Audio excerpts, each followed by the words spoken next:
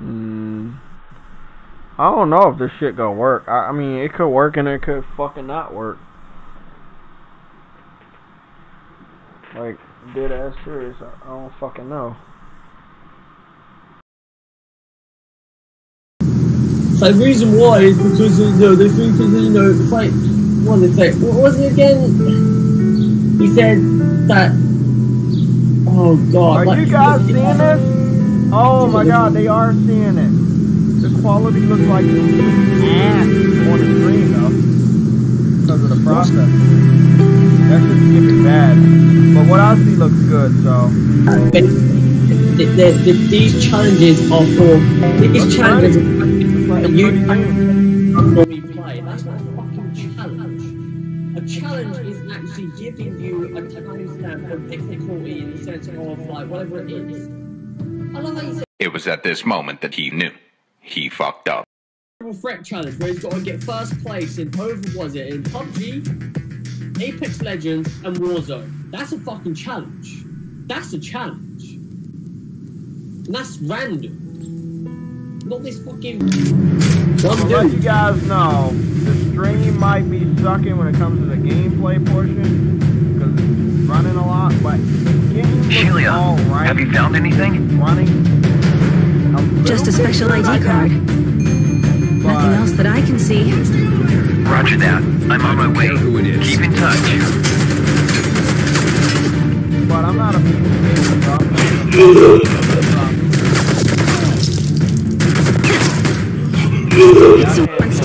Let me get the fuck out of here. How do you get off of this game?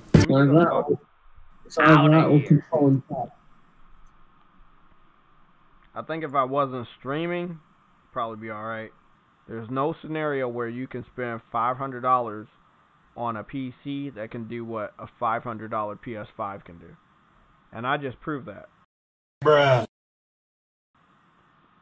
Because this laptop is up there in price. It's like fucking was like 800 something. And I only got it for all the work I want to do. I needed an upgrade and I wanted to make sure it was somewhat future proof.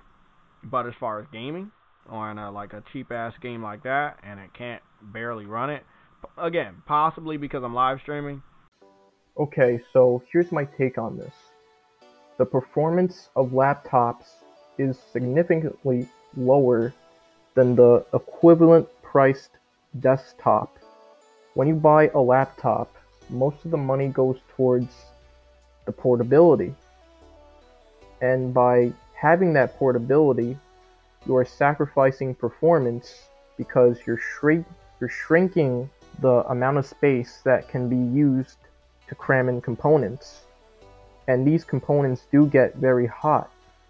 Therefore, you need to get a good cooling solution so that it keeps the system running cool.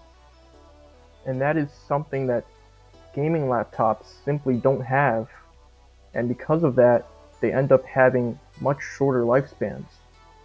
For example, my best friend has had his gaming laptop for 3 years as of now, and he's not getting the performance that he used to have when he got it back in the day, because when he got it back in the day, he was really impressed by what it gave him, and he was getting a lot of frames in the games he was playing. But fast forward to now, and he's getting a lot of problems with it, basically like heating issues, and it's just gotten slow, and he's not getting the frames that he used to have in the games he's playing anymore. And he used to have to bring it to the repair shop a few times. So at this point, he has decided to go the desktop route. He has gotten enough money to build an enthusiast rig, which will have a Ryzen 9 3900X, RTX 2080 Super, and 32 gigs of RAM, which is pretty impressive, man. I'm proud of him, and I hope he enjoys that.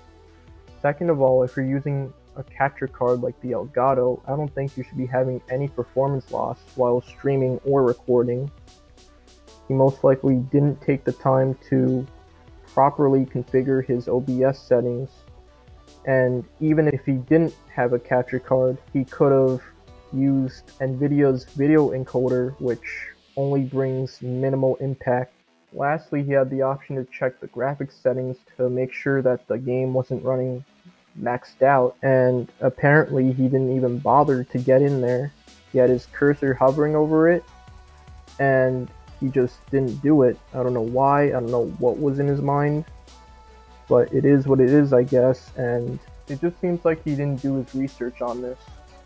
Also, you obviously can't compare a $500 PC from now to hardware that's coming out by the end of the year, because by the time the PS5 comes out, there will be new hardware for PC gamers to use.